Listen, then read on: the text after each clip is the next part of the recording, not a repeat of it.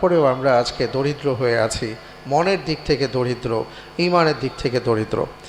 সম্মানিত ভাই এবং বোনেরা, এই কারণে আমি গত সপ্তাহ থেকে ঈমান নিয়ে, তাওহীদ নিয়ে কিছু আলোচনা শুরু করেছি এবং আমি মনে করি যে আমাদের জীবনের জন্য এই আলোচনাগুলো সবচেয়ে বেশি প্রয়োজন।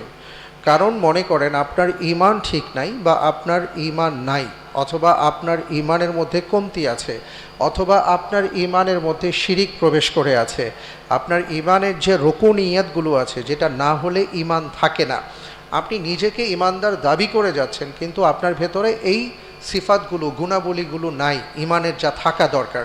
এই কারণে দেখা যাচ্ছে আপনার নামাজ নষ্ট হয়ে যাচ্ছে, আপনার দান সাদাকা নষ্ট হয়ে যাচ্ছে, আপনার সিয়াম নষ্ট হয়ে যাচ্ছে, আপনার হজ জাকাত নষ্ট হয়ে যাচ্ছে। অথচ আপনি ভাবছেন যে আমি তো মহা ঈমানদার মানুষ, আমি তো অনেক কিছুই করে যাচ্ছি, অথচ আপনি নিজেও জানেন না যে আপনার ঈমানের কি অবস্থা। অনেক সময় বর্তমান তো স্বর্ণ নিয়ে অনেক আলোচনা হলো, দেখলাম যে স্বর্ণ কিভাবে উত্থান আর পতন, অনেকের হাহাকার, অনেকের আনন্দ, সব মিলিয়ে একটা ভয়াবহ অবস্থা। তো আমি স্বর্ণ নিয়ে একটা বিষয় পড়তে গিয়ে আমারও জানা ছিল না, দেখলাম যে অনেকে যে স্বর্ণ বিক্রি করতে যায় বলে যে আমার স্বর্ণ 22 ক্যারেট 24 ক্যারেট। তো তখন ওনারা বলতেছেন যে ভাই আপনার 22 ক্যারেট বললেই আপনি খুশি হয়ে যান না, কারণ 22 ক্যারেটের মধ্যে আপনার দেখতে হবে এটা কি 91 নাকি 96, 94 ইত্যাদি, এমন কিছু পয়েন্ট আছে। অর্থাৎ আপনি জানলেন আমার স্বর্ণ 22 ক্যারেট, আপনি ভাবলেন 22 ক্যারেটের স্বর্ণ নিয়ে আছি, 24 ক্যারেটের স্বর্ণ নিয়ে আছি, কিন্তু ওটার যে পয়েন্ট থাকা দরকার ছিল সেই পয়েন্টটা আপনার নাই। আপনি জায়গা মতন গেলে তখন এটার মূল্য পাবেন না। আজকে আমাদের প্রত্যেকের ক্ষেত্রে আসলে ঈমানের সম্পদের ক্ষেত্রে এই অবস্থা। সবাই দাবি করি আমরা তো ঈমানদার, আমরা মুসলমান, আমাদের ঈমান আছে, আমরা নামাজ না পড়ি ঈমানদার, আমরা রোজা না রাখি ঈমানদার। এমন অনেক ঈমানদার আপনি এই আমাদের সমাজে আমরা পাই, যে সবাই আমরা ঈমানদার দাবি করি।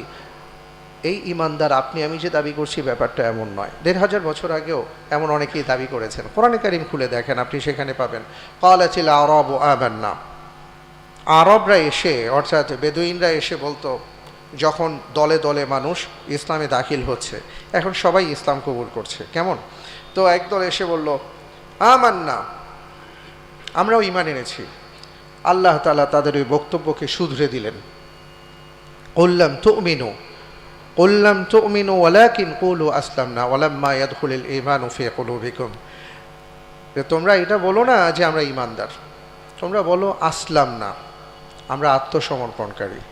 অর্থাৎ সবাই মুসলমান হয়েছে, এখন আমরা যদি মুসলমান না হই আমাদের উপর হামলা মামলা হতে পারে, এখন এটা কেমন হয়, আমাদের জীবনের উপর ঝুঁকি আসতে পারে। তো ওই ভয়ে তোমরা বলো যে আমরা ঈমান আনি নাই, আমরা আত্মসমর্পণ করেছি।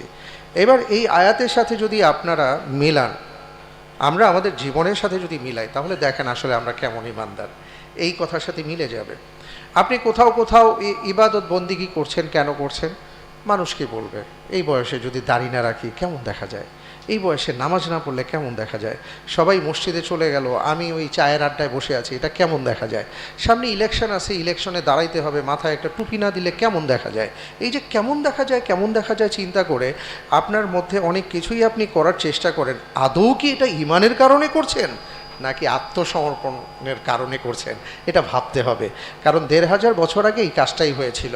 আল্লাহ সুবহানাহু ওয়া তাআলা তাদের ব্যাপারে পুরোপুরিভাবে ক্লিয়ার করে বলেছেন, ওয়ালাম্মা ইয়াদখুলুল ঈমানু ফি কুলুবিকুম, তোমাদের হৃদয়ের মধ্যে এখনো ঈমান প্রবেশ করে নাই। সুতরাং তোমরা বলো না যে আমরা ঈমানদার। সম্মানিত ভাই, এই জন্য বলছিলাম আমরা সবাই ঈমানদার দাবি করছি, কিন্তু আমার ভেতরে যে ঈমান আছে, এই ঈমানটা আসলে কয় ক্যারেটের ঈমান, এইটা নির্ণয় করতে হবে। এটার মধ্যে পয়েন্ট কতটুকু আছে সেটা দেখতে হবে। যদি এইটা আমরা যাচাই বাছাই না করি, তাহলে কিন্তু জায়গা মতন গিয়ে ধরা খাইতে হবে।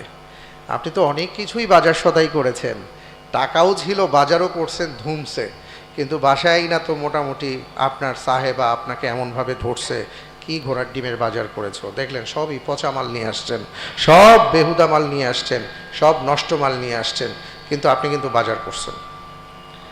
তো দুনিয়ায়ও আপনি জান্নাতের জন্য অনেক কিছুই বাজার করেছেন, আপনি নামাজ পড়ছেন, আপনি রোজা রাখছেন, আপনি জাকাত দিচ্ছেন, আপনি সবই করছেন, কিন্তু আপনার ওই মূল জায়গায় সমস্যা থাকার কারণে আপনার ইবাদতের মধ্যে খালাত মালাত তৈরি হয়ে গেছে, আপনি নিজে উপলব্ধি করতে পারছেন না। এই জন্য বলবো যে আসুন আমরা আমাদের ইমানের যে কোষ্ঠী পাথর আছে সেই পাথরে আমরা আমাদের ইমানটাকে একটু যাচাই বাছাই করি যে আদৌ আসলে আমি কেমন ইমানদার, আমার ইমানের ধারা, আমাদের ইমানের উন্নতা, আমাদের ইমানের যে মানোন্নয়ন এটা কতটুকু উচ্চতায় আছে এটা আমরা একটু বিবেচনা করি। এই কারণে আমি গত সপ্তাহে আলোচনা করেছিলাম, যেমন প্রথমত আমি বলেছিলাম যে আপনি যে ইমানদার, তো ইমানদার হতে গেলে আপনাকে একটা ইয়েতে প্রবেশ করতে হবে। প্রথমেই আপনার ইনস্টিটিউশনে প্রবেশ করতে হবে, অর্থাৎ আপনি কোনো প্রতিষ্ঠানের মধ্যে আছেন, সেই প্রতিষ্ঠানের আদৌ আপনি প্রতিষ্ঠানের ব্যক্তি কিনা সেটা নির্ণয় করার জন্য তো আগে আপনার প্রতিষ্ঠানে আসতে হবে। প্রতিষ্ঠানে এসে সেই প্রতিষ্ঠানের শর্তে আপনাকে সাইন করতে হবে, দেন আপনি প্রাতিষ্ঠানিক ব্যক্তি হবেন। সাউন্ড একটু কমিয়ে দেন। তো ঠিক এমনি করে আপনি আসলে আদৌ ইমানদার হওয়ার জন্য যে মৌলিক কাজ আপনার ছিল সেটা আপনি করেছেন কি না। তো এটা আমি গত সপ্তাহে বলেছিলাম, আবার একটু আপনাদের মনোযোগ আকর্ষণের জন্য আমি একটু বলছি যে আমি বলেছিলাম যে দেখেন, আমরা যখন ওই কথাটা বলে ইমানের এই ইনস্টিটিউশনে বা বিশাল প্রাসাদে প্রবেশ করি, সেই কথাটা কি ছিল? সেই কথাটা ছিল আশহাদু আল্লা ইলাহা ইল্লাল্লাহ ওয়া আন্না মুহাম্মাদান আবদুহু ওয়া রাসূলুহু। এইটা বলে আপনি প্রবেশ করেছেন, ইসলামের সুশীতল ছায়ায় আপনি আশ্রয় লাভ করেছেন। কিন্তু এটা 6টা শর্ত ছিল, যে শর্তগুলো আপনাদের মনে আছে কি না আমি একটু আবার বলে দিতে চাই। সেটা হলো, আপনি যখন ওই কথাগুলো বলেছেন, এটার সাথে কিন্তু আরও কিছু কথা আছে যেটা আজকে আমি বলবো ইনশাআল্লাহ তাআলা। যে এই যে আপনি কালিমা পড়ে মুসলিম হলেন, এবার আপনার ইমানের বিষয়টা আছে, তো এই কালিমার মধ্যে 6টা জিনিস আছে। এবং এই কালিমা শুধু লা ইলাহা ইল্লাল্লাহ এটাই না, এটার সাথে ইমানের আরও কয়েকটা পার্ট আছে। টোটাল ইমানের রোকন হলো 6টা বিষয়, অর্থাৎ 6টা বিষয়ের উপর আপনার বিশ্বাস থাকতে হবে। যদি আপনার ওই 6টা বিষয়ের মধ্যে কোনো একটা বিষয়ের বিশ্বাসের মধ্যে ঘাটতি থেকে যায়, আপনি ইমানদার বলে সাব্যস্ত হবেন না। তো ওই 6টা বিষয় কি আজকে সেটা বলবো, কিন্তু তার আগে বলছি ওই 6টা বিষয় জানার আগে এই 6টা বিষয়কে আপনি গ্রহণযোগ্য করার জন্য 6টা শর্ত আছে। সেই 6টা শর্ত কি ছিল? 1 নম্বরে ছিল যে আপনি যেটা বলছেন সেটা ইখলাসের সাথে আপনাকে উচ্চারণ করতে হবে, অর্থাৎ আপনাকে স্বীকৃতি দিতে হবে যে আপনি এই বিষয়ের উপর আপনি ঈমান এনেছেন। 2 নম্বর বিষয় হলো, আপনি শুধু বললেই হবে না, আপনার অর্থ অনুধাবন করতে হবে, অর্থ জানতে হবে এবং সত্যায়ন করতে হবে যে হ্যাঁ এটা আমি বুঝে শুনে বলছি। আপনি জানেন যে আল্লাহ সুবহানাহু ওয়া তাআলা এই জন্য বলেছেন ফা'লাম আন্নাহু লা ইলাহা ইল্লাল্লাহ, জ্ঞান অর্জন করো, বুঝো লা ইলাহা ইল্লাল্লাহ মানে কি, অর্থাৎ না বুঝে বললে হবে না। 3 নম্বর বিষয় ছিল যে আপনি যেটা বলছেন এবং সত্যায়ন করছেন সেটা হৃদয়ে আপনি ধারণ করেন কিনা। হৃদয়ে ধারণ করতে হবে। হৃদয়ে যদি ধারণ করতে না পারেন, ওই যে কোরআনে কারীমের আয়াত ওয়ালাকিন কুলু আসলামনা, ইমানদার বলো না, বলো যে আত্মসমর্পণকারী, তাহলে ওই পর্যায়ে পড়ে যাব। এই জন্য এটা হৃদয়ে আমার নিশ্চিতভাবে এটাকে স্বীকার করে নিতে হবে। 4 নম্বর ছিল যে এই যে কালিমার যে দাবিগুলো আছে, এই দাবিগুলো যা যা করা হয়েছে এর বিপরীত যে বিষয়গুলো আছে এগুলোকে আমার বর্জন করতে হবে। 5 নম্বর হলো যারা কালিমার অনুসারী আছেন তাদেরকে আমার ভালোবাসতে হবে। 6 নম্বর ছিল যে কালিমার যে সকল দাবিগুলো আছে সেটার পরিপূর্ণভাবে এটার আনুগত্য করতে হবে এবং সেই সাথে নিষ্ঠার সাথে আমাকে পরিপালন করতে হবে। সুবহানাল্লাহ। এই 6টা শর্ত যদি আমার ভেতরে থাকে তাহলে আমি ঈমান গ্রহণের জন্য প্রস্তুত বলতে পারি। অর্থাৎ আপনি এবার প্রস্তুত আছেন। আমরা দেখি না যে সেনাবাহিনীতে বা ডিফেন্সে লোক নেওয়ার ক্ষেত্রে ওই নেওয়ার আগে অনেক ধরনের পরীক্ষা নিরীক্ষা হয় না, তার মাপ ঝোঁক ওজন টোজন সব কিছু দেখার পরে দেন তাকে বলে যে হ্যাঁ এইবার তুমি আসার জন্য প্রস্তুত। তা আমরা যারা নিজেদেরকে ঈমানদার দাবি করতে চাই, আল্লাহ সুবহানাহু ওয়া তাআলার পক্ষ থেকে জানিয়ে দেওয়া হয়েছে যে ওই ঈমান গ্রহণ করার যে পাত্র, এই পাত্রটা তোমার মধ্যে প্রস্তুত আছে কি না। প্রস্তুতির জন্য 6টা বিষয় দরকার ছিল, সেই 6টা বিষয় আমি বললাম। এটা গত সপ্তাহে আমাদের আলোচনা আমি করেছি। এরপরে হলো আজকে যে ব্যাপারটা বলবো, গত সপ্তাহে আরেকটা কথা বলেছিলাম যে আপনি যে ঈমানদার দাবি করছেন, ঈমানের কিছু দাবি আছে আপনার কাছে। সেই দাবিগুলো কি? আপনার চরিত্রে, আপনার আচরণে, আপনার বিশ্বাসে কিছু ব্যাপার আপনার প্রকাশ করতে হবে এবং প্রকাশিত হতে হবে, তাহলে বোঝা যাবে যে আসলে আপনি ঈমানদার। কিন্তু তার আগে আজকে যে ব্যাপারটা নিয়ে বলতে চাই যে 6টা বিষয়ের ব্যাপারে আমাদের অকুণ্ঠ বিশ্বাস থাকতে হবে, ঈমান থাকতে হবে। এটা হলো ঈমানের মূল রোকন। এই 6টা বিষয়ের কোনো একটা বিষয়ের মধ্যে কারো যদি কোনো সন্দেহ থাকে, কারো যদি কোনো মতানৈক্য থাকে, কারো যদি কোনো দ্বিমত থাকে, বিশ্বাসের মধ্যে ঘাটতি থাকে, তাহলে তিনি ঈমানদার বলে সাব্যস্ত হবেন না। বিষয়টা ওই রকম যে আমরা 6টা সাবজেক্টে পরীক্ষা দিব, 6টা সাবজেক্টে পরীক্ষা দিয়ে 2টা সাবজেক্টে মারাত্মক ভালো করেছি, 4টা সাবজেক্টে ফেল করেছি। তো পরের ক্লাসে যেতে পারবো? 6টা সাবজেক্টের মধ্যে 5টা সাবজেক্টই আপনি একেবারে আপনার বাচ্চা জিপিএ 5 টাইপ যা আছে, গোল্ডেন এ প্লাস সব পাইছে, কিন্তু একটার মধ্যে সে ফেল, পারবে পরের ক্লাসে যেতে? পারবে না। 6টা সাবজেক্টে 6টা সাবজেক্টই তাকে পাশ করতে হবে। এই ঈমানের মধ্যে 6টা সাবজেক্ট আছে, 6টা বিষয় আছে, এই 6টা বিষয় আপনাকে পাশ করতে হবে। আপনার ওই যে শর্ত, ওই শর্ত এই 6টা বিষয় আপনার পূরণ করতে হবে। আপনি ইনশাল্লাহ পেয়ে যাবেন সামনে আমাদের এই আলোচনার মধ্যে যে কেন ইয়াহুদিরা আল্লাহ রব্বুল আলমিনকে বিশ্বাস করা সত্ত্বেও তারা ঈমানদার হতে পারছে না, কেন নাসারারা তারা আল্লাহ সুবহানাহু ওয়া তাআলাকে বিশ্বাস করা সত্ত্বেও তারা ঈমানদার হতে পারছে না, কেন তৎকালীন সময়ের মুশরিকরা আল্লাহ রব্বুল আলমিনকে বিশ্বাস করা সত্ত্বেও তারা মুশরিক থেকে ছিল, ঈমানদার হতে পারে নাই। মারাত্মক ব্যাপার। শুধু আল্লাহ সুবহানাহু ওয়া তাআলার উপর বিশ্বাসটাই যথেষ্ট ছিল না, আরও 5টা বিষয় ছিল সাথে। এই 5টা বিষয়ের মধ্যে যারা যেখানে ঝামেলায় পড়ে গেছে ওইখানেই তারা স্টপ হয়ে গেছে। এটা খুব গুরুত্বপূর্ণ বিষয় ভাই। আপনারা দেখবেন ইয়াহুদি নাসারাদের মধ্যে এরা আখিরাত বিশ্বাস করে, এরা তো কিয়ামত বিশ্বাস করে, এরা কবরের আযাব বিশ্বাস করে, এরা জান্নাত জাহান্নাম বিশ্বাস করে। ঝামেলাটা কোথায়? ঝামেলা দেখতে পাবেন যে তারা কিতাবের মধ্যে এসে খলত মলত করে ফেলছে, তারা কোরআন বিশ্বাস করতে চায় না। আবার একটা গ্রুপ আছে কোরআন বিশ্বাস করে, কিন্তু ওই যে আল্লাহ তাআলার আরেকটা শর্ত ছিল রসুলকে বিশ্বাস করা এবং নবী মুহাম্মদুর রাসূল সাল্লাল্লাহু আলাইহি সাল্লামকে শেষ নবী হিসেবে বিশ্বাস করা, এইটা করে নাই, ধরা খেয়ে গেছে। তার মানে 6টা সাবজেক্টে কেউ কেউ 5টা সাবজেক্ট ফুলফিল করার পরেও তাকে ঈমানদার বলা যাচ্ছে না।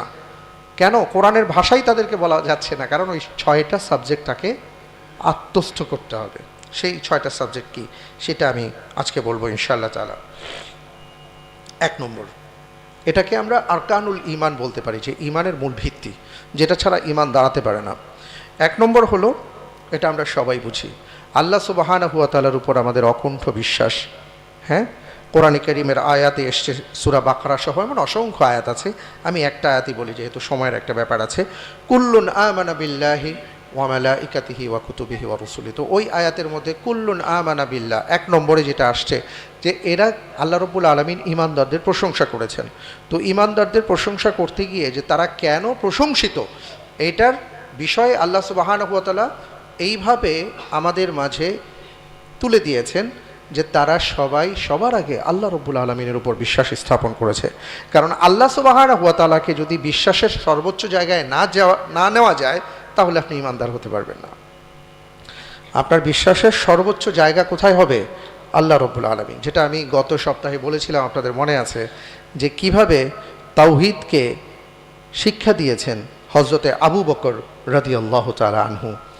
তো এই কারণে আল্লাহ সুবহানাহু ওয়া তাআলা বলেছেন কুল্লুন আমানা বিল্লাহ, আল্লাহ রাব্বুল আলামিনকে তারা বিশ্বাস করে।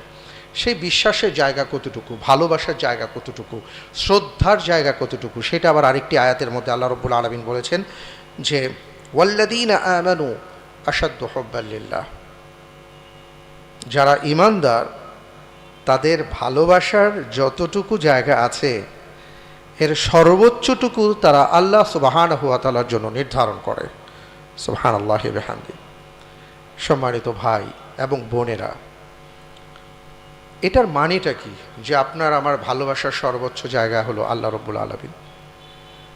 এটা আমি বললাম, আমরা সবাই সুবহানাল্লাহ বললাম এবং আমরা বললাম হ্যাঁ, এটা আমরা মনে প্রাণে বিশ্বাসও করি, কিন্তু বিশ্বাস তো করেন কি করেন না তখনই প্রমাণিত হবে যখন আপনার কর্ম বলে যে আপনার বিশ্বাসের সাথে এটার মিল আছে। বুঝতে পেরেছি? যেটা সাহাবায়ে কেরাম আজমাইন দেখিয়েছেন, যেটা আমরা সামনে পাবো, এমন অসংখ্য প্রমাণ আমাদের সামনে আসবে। নবী রসুলগণকে দেখিয়েছেন, নবী রসুলগণ এমন এমন পরীক্ষায় পড়েছেন, কিন্তু তারা আল্লাহ রাব্বুল আলামিনের সন্তুষ্টি লাভের জন্য নিজেদেরকে সোপর্দ করে দিয়েছেন। আপনারা জানেন যে নবী হওয়ার কারণে আল্লাহ তাআলা তাকে ওহী দিয়েছেন, নবী বানিয়েছেন। এই জন্য তৎকালীন সময়ের বনি ইসরায়েলের এমন অনেক গোষ্ঠী আছে যারা নবীদেরকে হত্যা পর্যন্ত করেছেন। ওই সকল নবী রাসূলগণ তারা তাদের জীবনকে বিলীন করে দিয়েছেন। কেন? আল্লাহ রব্বুল আলামিন তাকে নবী বানিয়েছেন, আর এই কারণে তারা তাকে হত্যা করছে, তার কিছু করার ছিল না। কিন্তু তিনি তার ঈমান থেকে ফিরে আসেননি। আমি যেটা বলতে চাচ্ছি, ওয়াল্লাযীনা আমানু আশাদ্দু হুব্বাল লিল্লাহ। বদরের ময়দানে আপনি ভাবতে পারেন আজকে আমরা বলছি, আমরা তাদের ঈমানি শক্তির কথা বলছি, কিন্তু উপলব্ধি করতে পারি যে সেই ঈমানি শক্তিটা কি ছিল। 313 জন, প্রথমে কিন্তু 313 জন ছিলেন না, আরও বেশি ছিলেন। কারণ আবদুল্লাহ বিন উবাই বিন সালুলের একটা গ্রুপও ছিল, ওখানে প্রায় 150-200 মানুষ ছিল। তো ওনারা যখন সেখান থেকে বের হচ্ছিলেন তাদের কারো খাবার ছিল না, কারো ঠিক মতন ভালো পোশাক ছিল না, অস্ত্র তো দূরের কথা। রাসূলুল্লাহ সাল্লাল্লাহু আলাইহি সাল্লাম কখনো কখনো কাউকে খেজুর গাছের ডাল কেটে তার হাতে ধরিয়ে দিয়েছেন। খাবার ছিল না, একটা খেজুরের বিচি কেউ কেউ মুখে রেখেছেন। আপনি যদি কিতাবুল মাগাজি দেখেন বুখারী এবং মুসলিমের, যে বদরের প্রান্তরে কি হয়েছে, সাহাবায়ে কেরাম আজমাইন কি করেছেন, এবং মদিনা থেকে 75 কিলোমিটার দূরে তারা অবস্থান নিয়েছেন। তো হেঁটে হেঁটে গিয়েছেন, রমজান মাসে গিয়েছেন।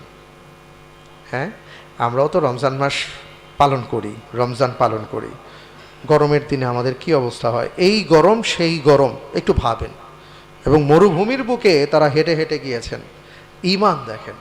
এবং ওখানে যুদ্ধরত আর কি মানুষের বা মুজাহিদদের, মুসলিমদের হৃদয়টাকে দুর্বল করে দেওয়ার জন্য আবদুল্লাহ বিন উবাই বিন সালুল ওই জায়গায় একটা রণকৌশল অবলম্বন করলো। রাস্তার মাঝখানে ঠাস করে সে একটা রিউমার ছড়ানোর চেষ্টা করলো যে না, আসলে ওরা প্রায় 1000 মানুষ আসতেছে, ওদের সাথে এতগুলা ঘোড়া, এতগুলা উট আসতেছে, সবাই এত অস্ত্র শস্ত্রে সজ্জিত, এত খাবার নিয়ে আসছে, না আমরা পারবো না। এইভাবে পারবো না বলে একটা ভেতরে ভয় ঢুকিয়ে দেওয়ার চেষ্টা হলো। দেখা গেল না, সাহাবায়ে কেরাম আজমাইন ওনারা আল্লাহর উপর ভরসা করে আসছেন। এরপরে সে আরেকটা অস্ত্র সেখানে বের করলো। সে অস্ত্রটা ছিল, সে ঘোষণা দিল যে এই অবস্থায় যদি মুসলমানরা যায় আমরা তাদের সাথে নাই, আমি আমার গ্রুপ নিয়ে আমি আবার মদিনায় ফেরত যাব। মাত্র মনে করেন যে সব মিলিয়ে 500 জন মানুষ, এখান থেকে সে বলল আমি আমার 200 মানুষ নিয়ে চলে যাব। কি অবস্থাটা হতে পারে আর কি, হঠাৎ করে রণভঙ্গে দিয়ে একটা গ্রুপ চলে আসতেছে, বাকি যারা যাচ্ছে তখন তাদের মনের কি অবস্থা হয়, এটা কিন্তু ভাবনার ব্যাপার। এই জন্য আল্লাহ রাব্বুল আলামিন বলেছেন, ওয়ালাকাদ নাসারাকুমুল্লাহু বিবাদরি ওয়া আনতুম আদিল্লা ফাত্তাকুল্লাহা লাআল্লাকুম তাশকুরুন ইয তাকুলু লিল মুমিনিনা আলাই ইয়াকফিয়াকুম আন ইউমিদ্দাকুম রাব্বুকুম বিসালাসাতি আলাফিন মিনাল মালাইকাতি মুনজিলিন। এই আয়াতে কারিমার মধ্যে আল্লাহ তাআলা বলেছেন যে তোমরা এতটা দুর্বল ছিলে, হীন ছিলে, আল্লাহ তোমাদেরকে সাহায্য করেছেন। কেন সাহায্য করেছেন, কারণটা কি? ওয়াল্লাযীনা আমানু আশাদ্দু হুব্বাল লিল্লাহ, কারণ ওই মুহূর্তে তোমাদের ভালোবাসার সর্বোচ্চটুকু তোমরা আল্লাহর জন্য নজরানা হিসেবে পেশ করেছিলে। এই জন্য আল্লাহ সুবহানাহু ওয়া তাআলা তোমাদেরকে জয় দিয়েছেন। তোমরা মাত্র 313 জন 1000-এর বিরুদ্ধে লড়াই করেছিলে অস্ত্রবিহীন। তো এই যে ব্যাপারটা, এটা আমাদের প্রত্যেকের মাথায় রাখতে হবে। এবং ঈমানের কারণে এমন অসংখ্য সাহাবা ওনাদের জীবনীতে আসে, যেমন মুসাব বিন উমাইর রাদিয়াল্লাহু তাআলা আনহুর কথা অনেকেই জানেন। তৎকালীন সময়ের মক্কা মুকাররমার মসজিদে হারাম এরিয়ার টোটাল ওই এরিয়ার মধ্যে যদি সুন্দর 5 জন যুবকের কথা বলেন, আধুনিক যুবকের কথা বলেন, স্টাইলিস্ট যুবকের কথা বলেন, তাহলে এর মধ্যে একজন হলো মুসাব বিন উমাইর রাদিয়াল্লাহু তাআলা আনহু। যদি ফ্যাশনেবল যুবকের কথা বলেন, যে আজকে যারা তরুণ ফ্যাশনেবল, তারা অনেক কিছু করে, হ্যাঁ আমরা অনেক কিছু তাদের করতে দেখি, যদি সব কিছু মিলিয়ে তৎকালীন সময়ের সবচেয়ে সুদর্শনদের মধ্যে বলেন একজন ছিলেন, তিনি ছিলেন মুসাব বিন উমাইর রাদিয়াল্লাহু তাআলা আনহু। তার পোশাক আশাক, তার ফ্যাশন, তার চুলের স্টাইল, তার প্রসাধনী, সব কিছু মিলিয়ে সবাইকে আকর্ষণ করত। কিন্তু এই তরুণ যখন ইসলামের ছায়াতলে আসছে, তাকে বলা হয়েছিল তোমাকে এক কাপড়ে বের হয়ে যেতে হবে। তিনি ওই এক কাপড়ই বের হয়ে গেছেন, কিন্তু ঈমানের পরীক্ষায় তিনি উত্তীর্ণ হয়েছেন। ওয়াল্লাযীনা আমানু আশাদ্দু হুব্বান লিল্লাহ। আজকে আমরা অনেকেই আছি যে আমাদের মধ্যে হতাশা কাজ করে, যে যখনই একটু আল্লাহ রব্বুল আলামিনের সান্নিধ্যে আসার চেষ্টা করলাম তখন থেকেই বিপদে পড়ে গেলাম। সম্মানিত ভাই এবং বোনেরা, আমি আমার নিজেকে বলছি এবং আপনাদেরকে বলবো, আপনি যতক্ষণ পর্যন্ত পরীক্ষায় না আসলেন ততক্ষণ পর্যন্ত তো আপনি এর আওতায় আসেন নাই। আপনাকে কেন পরীক্ষা করা হবে? আল্লাহ তাআলা আপনাকে কেন পরীক্ষা করবেন? আপনি তো এর মধ্যে আওতায় আসেন নাই।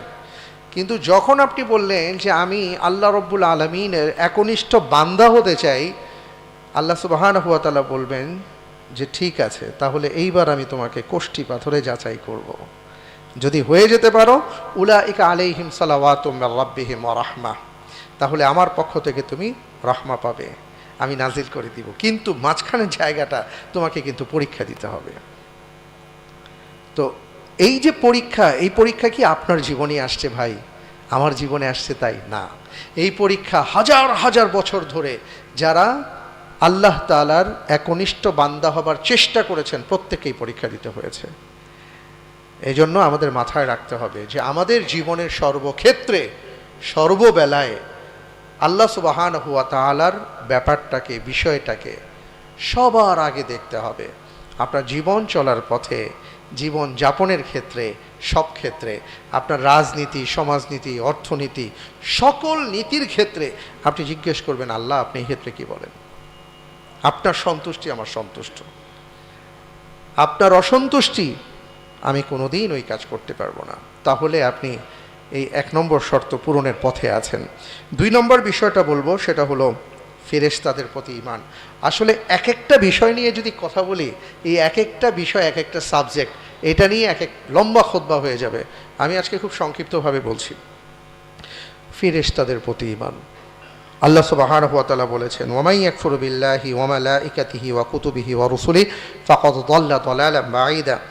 যে আল্লাহকে অস্বীকার করে, ফেরেশতাদেরকে অস্বীকার করে, তার কিতাবকে অস্বীকার করে, রসুলগণকে অস্বীকার করে, সে চরমভাবে পথভ্রষ্ট, চূড়ান্ত পথভ্রষ্ট। এই বিষয়টা আমাদের মাথায় রাখতে হবে। আল্লাহ তাআলা ফেরেশতাদেরকে সৃষ্টি করেছেন, আল্লাহ সুবহানাহু ওয়া তাআলার সকল নিজাম কার্য সম্পন্ন যাদের মাধ্যমে আল্লাহ তাআলা করিয়ে থাকেন সম্মানিত ফেরেশতাবৃন্দ, তারা রব্বুল আলামিনের পক্ষ থেকে পৃথিবীতে যাকে যে দায়িত্ব দেওয়া হয় সেটা যেমন পালন করেন, এবং পৃথিবীর উপরে সকল সৃষ্ট জগতে আল্লাহ সুবহানাহু ওয়া তাআলা যাকে যে দায়িত্ব দিয়েছেন তারা সেই দায়িত্ব পালন করে যাচ্ছেন। এবং এই ফেরেশতা সুবহানাল্লাহ কি পরিমাণ আল্লাহ সুবহানাহু ওয়া তাআলা ভালো জানেন। কয়েকটা হাদিসে আমরা শুধু একটুটুকু বুঝতে পারি। যেমন বাইতুল মামুরে 70,000 ফেরেশতা একসাথে তারা তাওয়াফ করার সুযোগ পান। একবার যারা তাওয়াফ করেন, সেকেন্ড টাইম তারা তাওয়াফ করতে পারেন না। তাহলে কি পরিমাণ ফেরেশতা আছেন, সুবহানাল্লাহি বিহামদি।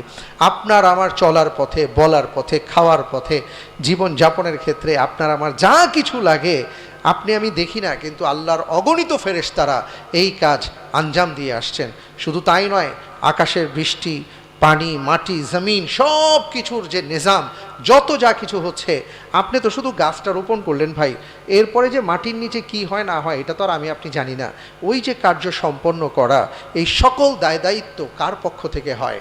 আল্লাহর পক্ষ থেকে হয়।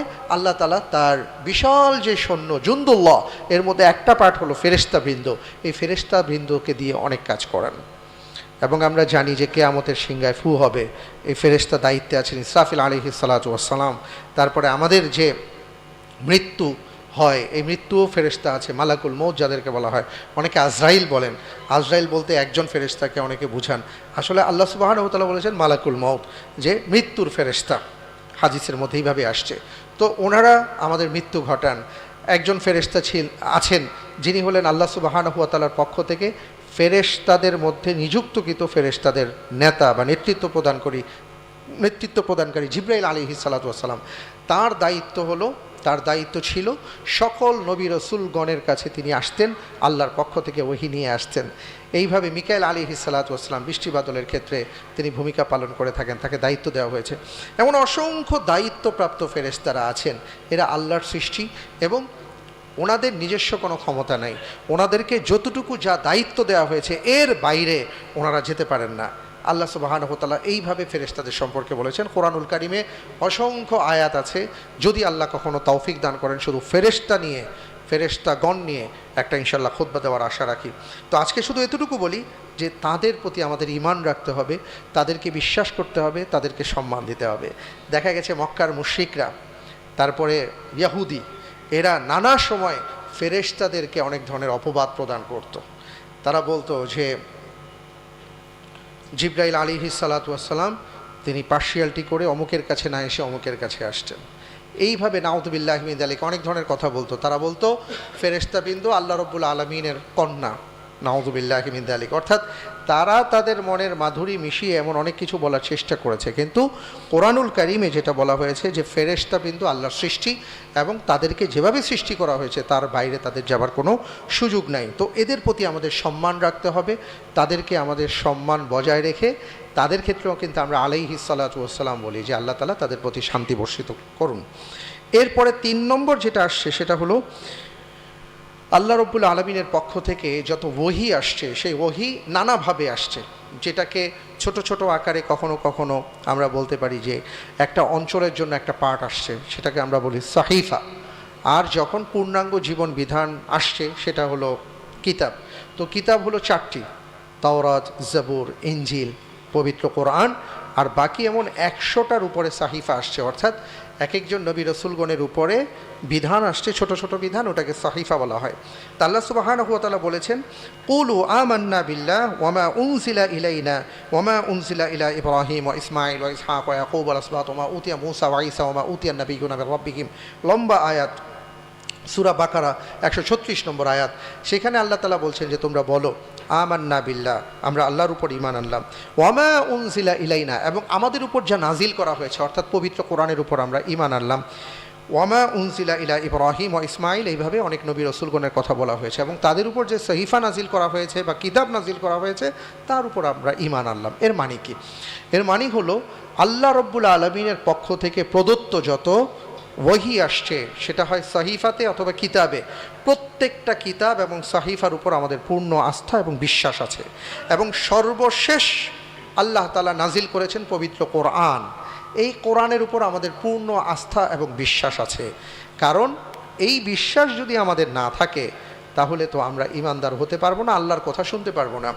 এই যে অন্যান্য কিতাবের ব্যাপারে যে বলা হয়েছে এটা কেন? এর কারণ হলো ইয়াহুদি এবং নাসারা, যেমন নাসারারা শুধু ইনজিল মানে, অন্য কোনো কিতাব মানবে না, ইনজিল পর্যন্ত যা আসছে সেটা মানবে, এরপরে তারা মানতে রাজি না। এবং ইনজিলের মধ্যে তারা প্রচুর পরিমাণে সংযোজন বিয়োজন করেছে। 1972 সাল পর্যন্ত আমার কাছে যেই বার্নাবেসের বাইবেল এই বইটা পড়েছিলাম তখন দেখেছি যে 1972 পর্যন্তই সেখানে লেখা ছিল যে 100 কতবার সংস্করণ করা হয়েছে।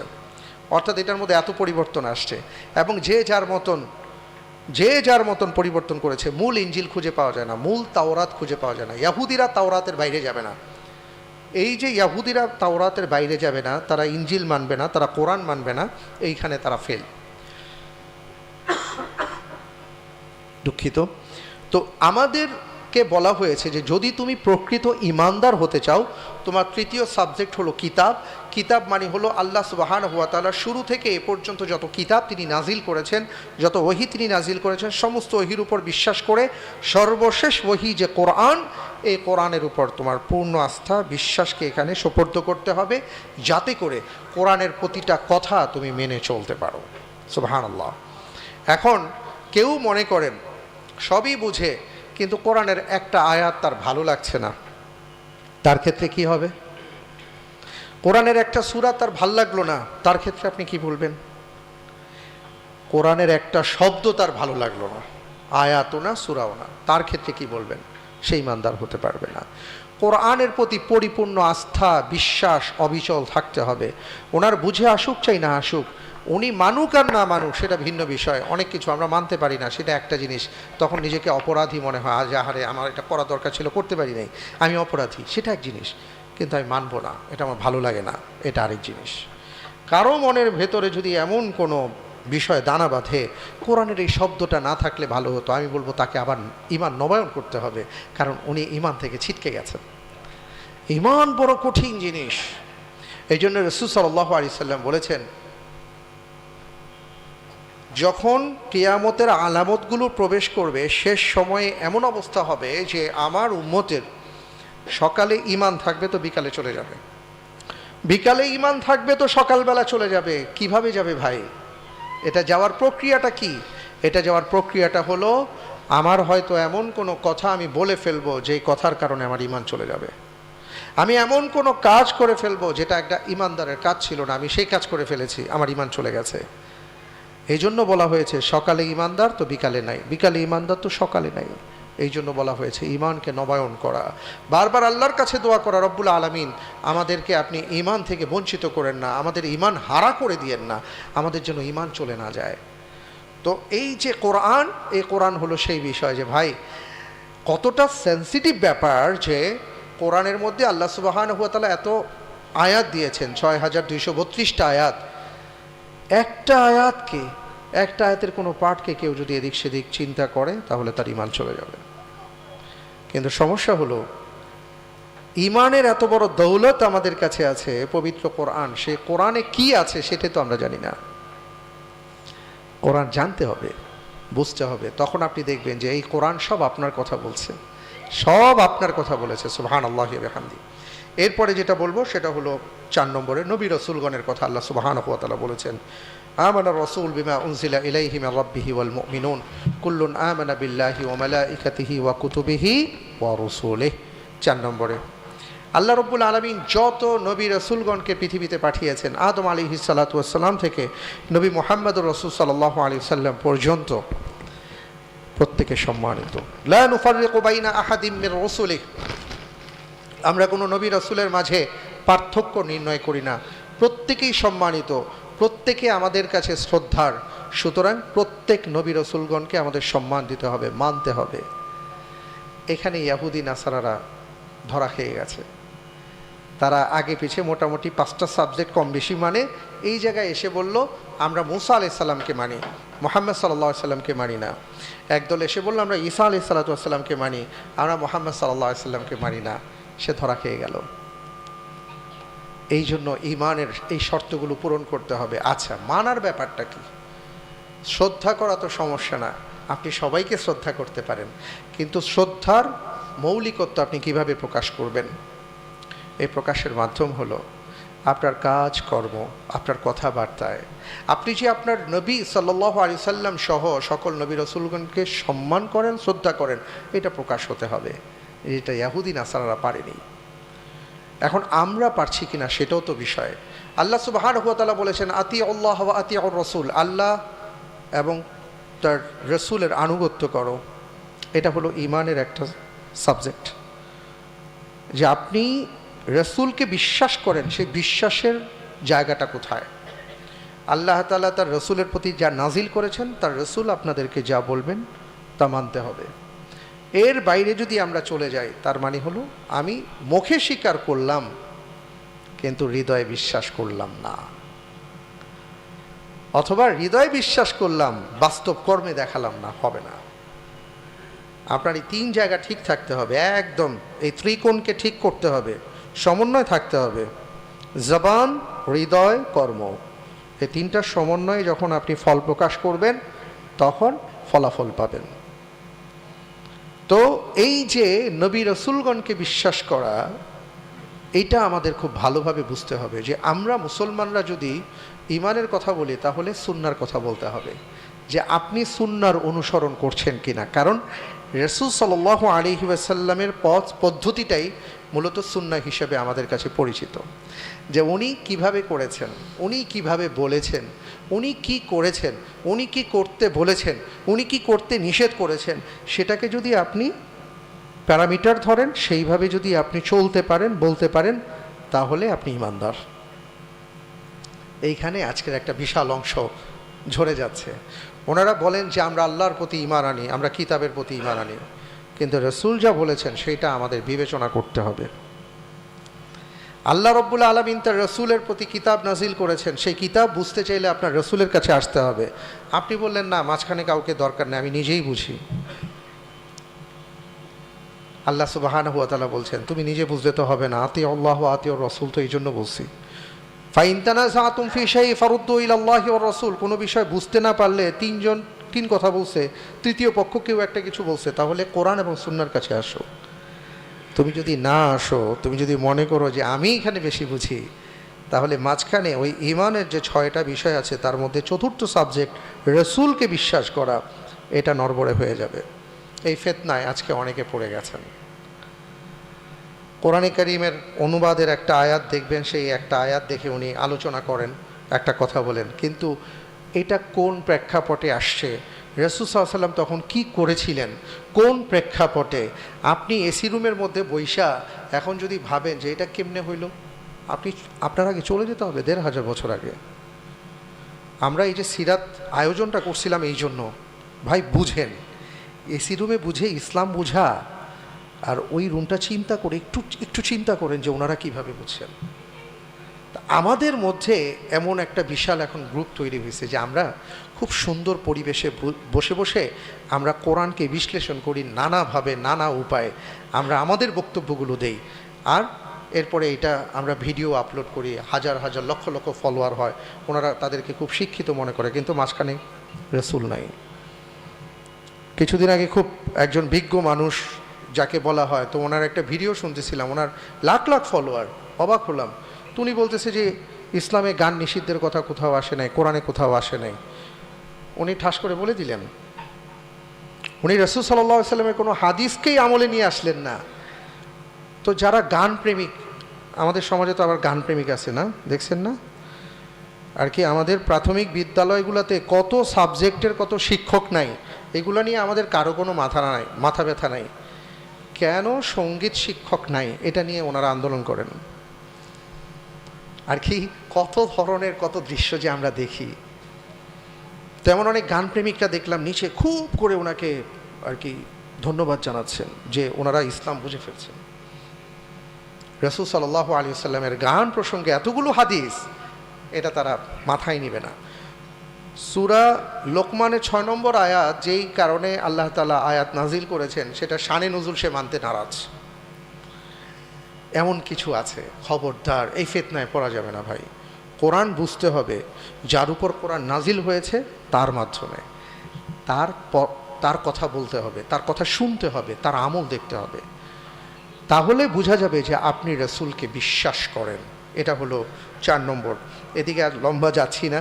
5 নম্বরে যে ব্যাপারটা বলবো সেটা হলো আখিরাত। ওয়ামাই ইয়াকফুরু বিল্লাহি ওয়া মালাইকাতিহি ওয়া কুতুবিহি ওয়া রুসুলিহি ওয়াল ইয়াউমিল আখির। আল্লাহ রাব্বুল আলামিন বলেছেন, যারা আখিরাতকে অস্বীকার করে ফাকাদ দাল্লা দালালান বাঈদা, তারা চূড়ান্তভাবে নষ্ট হয়ে যাবে, তারা পথভ্রষ্ট। আখিরাত জিনিসটা জাস্ট আমি যদি এতটুকু বলি, অল্প কথায় যদি বলি, সেটা হলো যে আমাদের যেদিন থেকে চোখটা বন্ধ হবে সেই দিন থেকে যে জীবনের সূচনা হবে, যার শেষ নাই, ওটাই হলো আসলে আখিরাত। সেখানে কবরের জীবন আছে, সেখানে হাসরের ময়দানের জীবন আছে। এবং হাসরের ময়দান আমরা তো শুধু বলি আর ভাবি যে এটা মনে হয় এমন এমন কিছু সিনারিও হবে, যেখানে কেবলমাত্র 50,000 বছর মানুষজন দাঁড়িয়ে অপেক্ষাই করবে। 50,000 বছর। আপনি তো কোথাও 10 মিনিট অপেক্ষা করলে আপনার অবস্থা খারাপ হয়ে যায়, 5 মিনিট অপেক্ষা করলেই তো আমরা পারি না। আর আমাদের দেশে যারা ভিভিআইপি পার্সন আছেন, তারা তো অপেক্ষাই কি জিনিস সেটা জানেন না। দরকার হয় রাস্তা বাংলাদেশে সব বন্ধ করে দিবেন, তার গাড়ি আগে যেতে হবে, অপেক্ষা করা যাবে না। আল্লাহ তাআলা বলছেন সব আইসা 50,000 বছর দাঁড়াই থাকতে হবে। এবং সেই 50,000 বছর যে কোন 50,000 বছর, এটা নিয়ে বহুল আলোচনা আছে। তো ইয়াউমুল মাহশারের ব্যাপারটা হলো বিশাল বিস্তৃত, তারপরে বিচার, তারপরে পৌসিরা, তারপরে কান্তারা, তারপরে জান্নাত, তারপরে জাহান্নাম, এমন অসংখ্য বিষয় আছে যেটা টোটালটাই চোখ বন্ধ করার পরে শুরু হবে। এই আখেরাতের যত বিষয় আসবে আপনাকে আমাকে অকুণ্ঠ চিত্তে নির্দ্বিধায় এটাকে বিশ্বাস করতে হবে। এইখানে বিশ্লেষণ দিয়ে বোঝানো সম্ভব না। কারণ কেউ কি আসছে কবরের জীবন ভোগ করার পরে আইসা বলছে আমাদেরকে যে এইভাবে করতে হবে? ওই যে আপনি আল্লাহকে বিশ্বাস করেন, আল্লাহর কোরআনকে বিশ্বাস করেন, রসুলকে বিশ্বাস করেন।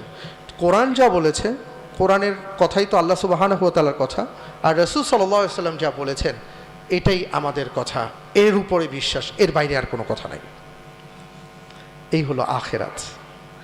আপনি আমি যতই এখানে আর কি ব্যাখ্যা বিশ্লেষণ আপনার আমার গবেষণা বলবো, এটা হবে না ভাই। কোরআন হাদিস সুন্নাহর ক্ষেত্রে, ইসলামের ক্ষেত্রে কোনো গবেষণার জায়গা নেই। এটা হলো চূড়ান্ত কথা। হ্যাঁ, এটা আপনি ভালোভাবে আমল করার জন্য আপনি চিন্তা করতে পারেন, কিন্তু আপনি যদি মনে করেন যে খুব প্রাউড ফিল করেন, না গবেষণা করে এটা পাইছি সুতরাং এটা করব, না ভাই। আপনি কি গবেষণা করলেন? আপনার আগে আল্লাহ তাআলা চূড়ান্ত ফয়সালা দিয়ে দিয়েছেন। এখানে আপনার আমার কোনো ক্রেডিট নাই। আর সব আপনি বুঝে ফেলবেন তাও হবে না। কেমনে বুঝবেন? আজকে 2025 সালে যদি আপনি কোরআন হাদিস সব বুঝে ফেলেন, 26 সালের পোলাপাইন গিয়ে বলবে যে ইসলাম ব্যাকডেটেড, সব তো বুঝে ফেলছি, নতুন কিছু দরকার। কিয়ামত পর্যন্ত আবেদন থাকতে হবে। এই কিয়ামত পর্যন্ত যে আবেদন ধরে রাখবে সেটাই হলো ইসলাম, এটাই হলো কোরআন, এটাই হলো সুন্নাহ। তো সম্মানিত ভাইয়েরা আমার, এই জন্য যেটা বললাম যে 5 নম্বর হলো আখিরাত। আখিরাতে বিশ্বাস করতে হবে।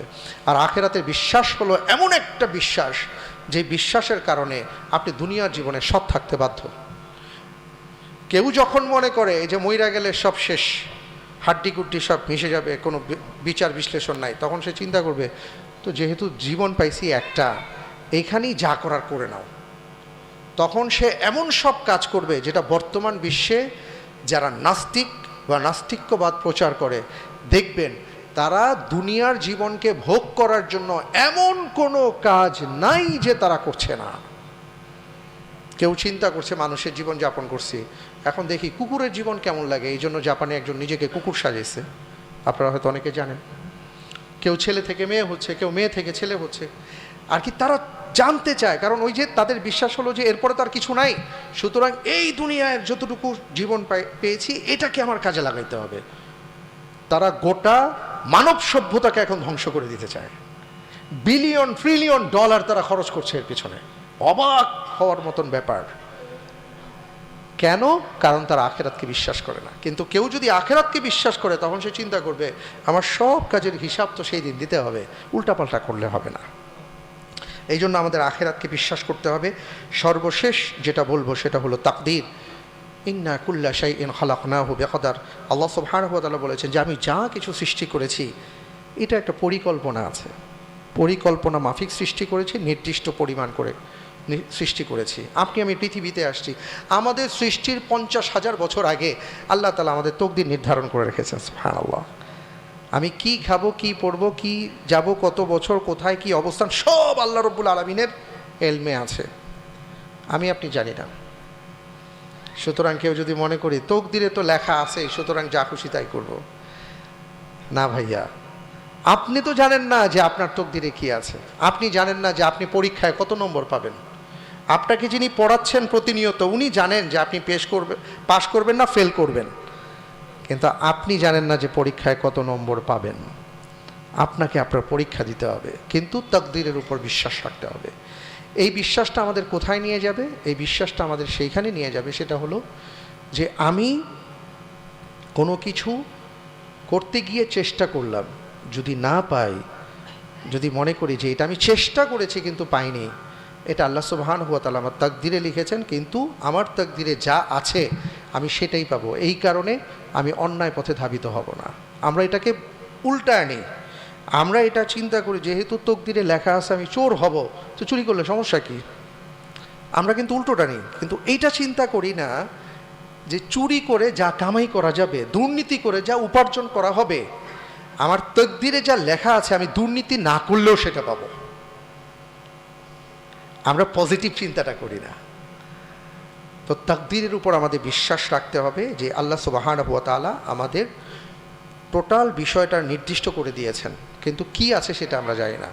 আমাদের কাজ হলো, আল্লাহ রাব্বুল আলামিন বলেছেন ফাত্তাকুল্লাহা মাসতাতাতুম, তুমি যতটুকু পারো আল্লাহকে ভয় করো, চেষ্টা করো। আল্লাহ রাব্বুল আলামিন আমাদেরকে বিবেক দিয়েছেন, বোধ দিয়েছেন, শক্তি দিয়েছেন, বিবেচনা দিয়েছেন।